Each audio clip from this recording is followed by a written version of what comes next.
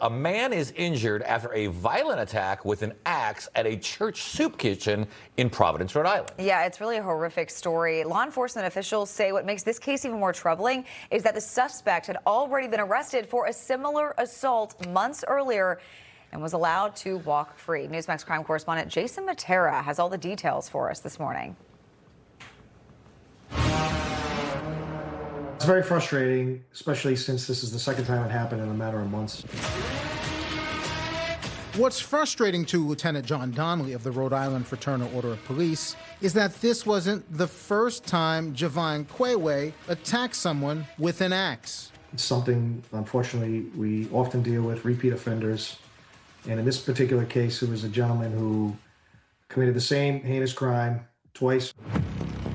Authorities say that on March 30th, Quayway got into a verbal spat with another man at a church soup kitchen in Providence, and that argument nearly turned deadly. Police say Quayway went to his vehicle, grabbed an axe, and headed right for the victim, striking him in the head about 3 times.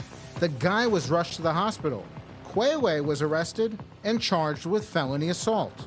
These are a lot of the issues we deal with in law enforcement, especially in Rhode Island. We deal with a lot of the same people. The same people with axes. Police say last year on September 9th, Quayway was arrested after he allegedly pulled an axe from his waistband and struck a person in the ribs.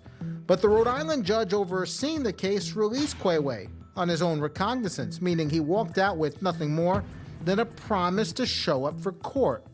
2 months later, Quayway did show up for a disorderly conduct charge, which violated the conditions of his release. And then 4 months after that, he's in court again, this time for the alleged March 30th axe attack outside of a church soup kitchen. It would be nice to see legislators and judges perhaps get together with law enforcement officials to change the system to get the most serious people, the most dangerous people off the streets so this doesn't happen again. Because as it stands now, Javon Quayway's current low bail amount means there's a real possibility he could be back out in the community and reunited with his signature weapon. $20,000 surety bail, so you only have to post 10%. So if someone wanted to get a GoFundMe for him or a group of friends wanted to post $2,000, realistically, he could walk out the door again.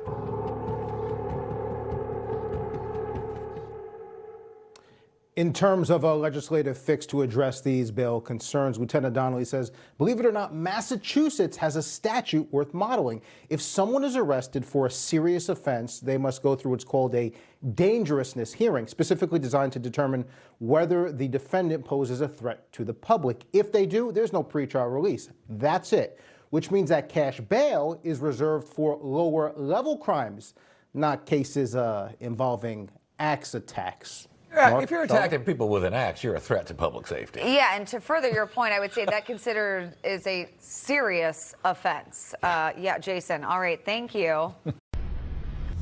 Information. Truth is freedom. Is Newsmax.